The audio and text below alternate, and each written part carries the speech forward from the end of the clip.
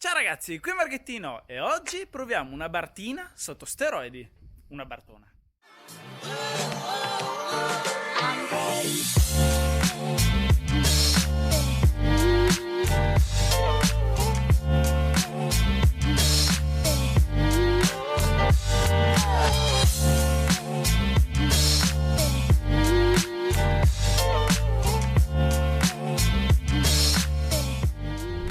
Ragazzi, ho come l'impressione che la mia bartina che è parcheggiata nei paddock sia alquanto gelosa in questo momento, che sto entrando in pista con un'altra Abarth. E che Abarth? Oggi sono al volante di una 500 piuttosto pompata e preparata da Romeo Ferraris. È un tuner che mi ha sempre affascinato perché nel mondo del tuning e delle preparazioni Romeo Ferraris ha sempre sfornato cinquini piuttosto esagerati.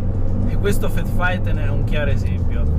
Quella che sto guidando è la versione intermedia con 210 cavalli, ma volendo è possibile avere anche cavallerie ben superiori. Quello che mi piace di Romeo Ferraris è che non si limita solamente alle preparazioni meccaniche, ma anche alle preparazioni estetiche, e questa versione ne è un chiaro esempio. E io come l'impressione che questo test oggi sarà piuttosto costoso, perché io lo dico sempre, c'è sempre margine di miglioramento e su questa macchina sto notando un po' di cose che mi piacerebbe mettere sulla mia, come ad esempio guardate gli interni, stupendi. Mi piace molto questa plancia in carbonio, la parte superiore tutta in alcantara. Voglio prendermi un po' più di cura dal punto di vista estetico sull'Abarth, però anche dal punto di vista meccanico, se mi viene in mente qualche modifica nuova, perché no? Esagerata. Guardatelo questo Fat 5, Fat in tutti gli effetti, perché rispetto ad una bar normale questa è ben 50 mm più larga, con un look piuttosto grintoso e minaccioso, per non parlare di questa colorazione piuttosto particolare.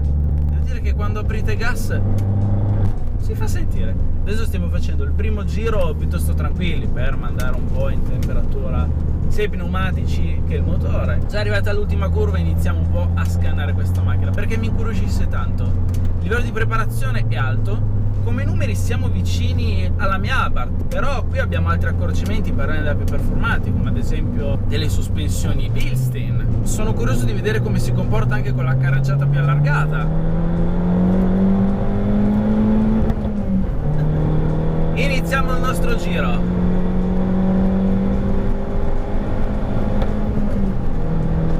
Se 1500 giri il limitatore ci arriva piuttosto in fretta. Iniziamo la staccata un po' prima. Qui l'impianto frenante è Brembo con dischi da 305 mm, quindi il mio stesso impianto frenante. Sto iniziando a vedere delle goccioline, direi che la pioggia è arrivata puntuale. Qui troviamo il motore 1400 turbo con elettronica Euro 6, quindi a livello di elettronica rispetto alla mia è un po' più strozzata, però cacchio si viaggia.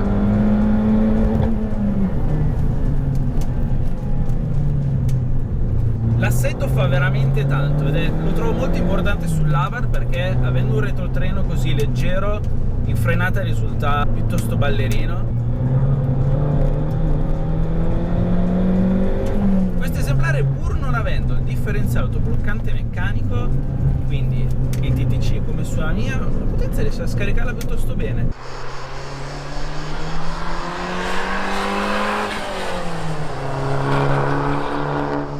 Una cosa che mi dispiace della mia è che montando cerchi da 17 pollici non posso montare questa gommatura. Qui troviamo delle Michelin Pilot Sport 4S. Io sulla mia col cerchio da 17 mi devo accontentare della Pilot Sport 4, mentre qui sul cerchio da 18 possiamo montare questo tipo di gommatura. E la differenza è tanta, perché rispetto alla 4 che monto io, questa qui è già una gomma che si presta di più per la pista. Michelin dichiara 80% stradale, 20% pista.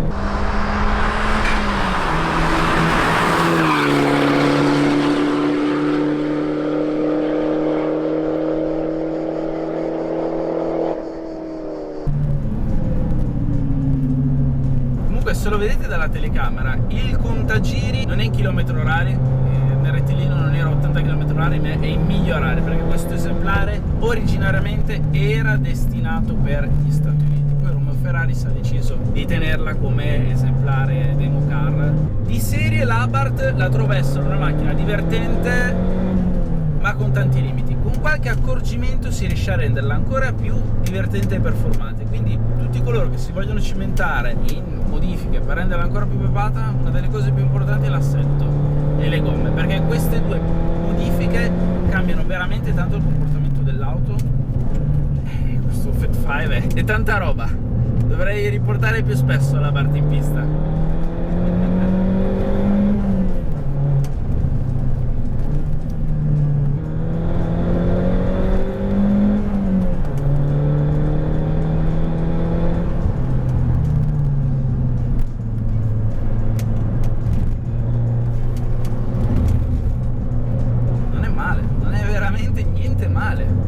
Pur avendo i suoi limiti, Romeo Ferrari si è riuscito a tirare fuori un vero e proprio mostriciattolo. 5.000, 6.000, 80 miglia orarie, 90. Uff.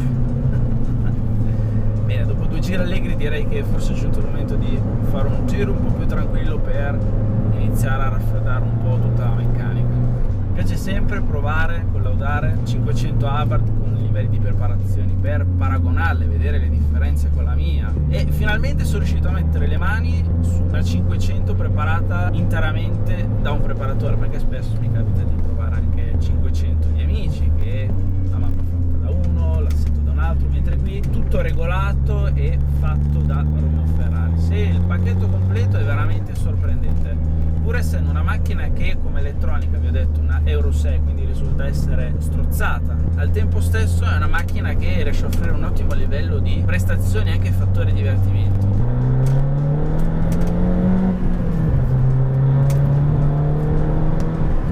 Bene ragazzi, dopo qualche giretto allegro di pista siamo usciti dall'autodromo per proseguire il nostro test su strada, perché dopo tutto, seppure questo Fat 5 ha un look veramente estremo e racing, questa è una macchina omologata per uso stradale, anche se devo ammetterlo, probabilmente con una macchina così i posti di blocco sono tutti vostri. Quel ragazzo mi ha salutato. Per strada è una macchina che dà tantissimo nell'occhio, la presenza su strada di questa macchina è enorme e il fatto di aver tutto omologato è un grosso valore aggiunto offerto da Romeo Ferrari. Essendo tutto omologato sul libretto non correte nessun rischio. Mi piace anche il fatto che Romeo Ferrari offre vari step di preparazione. Mi ha sorpreso molto in pista la stabilità, perché come voi sapete il più grosso limite di questa macchina è il pianale. Romeo Ferrari ha fatto di tutto per cercare di colmare tutti questi difetti. Assetto e gomme qui lavorano veramente tanto per tenere questa macchina il più incollata possibile sulla strada. Poi ovviamente avendo un'elettronica di tipo Euro 6 in accelerazione un po' si sente che è strozzata. Siamo ad agosto, le temperature non aiutano, le temperature alte sono sempre un problema per i motori turbo. Qui comunque sì abbiamo un intercooler maggiorato che ci permette di tenere le temperature il più basso possibili. Anche questo scarico per essere omologato suona piuttosto bene. Non è male, complessivamente non è niente male. Mi piace anche molto il fatto che volendo Romeo Ferrari ti permette di personalizzare a più non posso gli interni. Voglio dire, guardate qui, questi interni fanno tanto sceicco, però vi fanno rendere conto che se non avete problemi di budget, gli interni dell'Abarth potete stravolgerli completamente, così come la meccanica. Se c'è un difetto che ha già la 500 Abarth di serie è il raggio di sterzata, perché è veramente corto, e qui mi sa che Romeo Ferrari se l'ha accorciato ancora di più. Questo è purtroppo un difetto che si riscontra su tutte le Abarth. Per il resto da guidare sta macchina è una gran figata.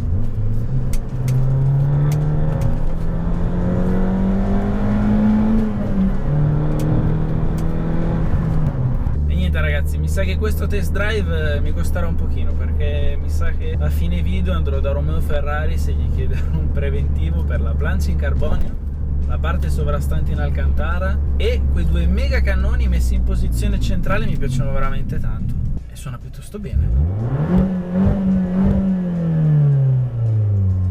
Io come sempre con gli scarichi devo esagerare.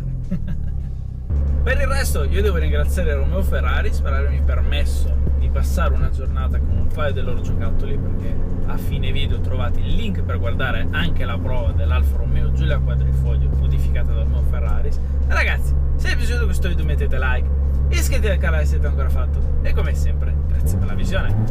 Ciao!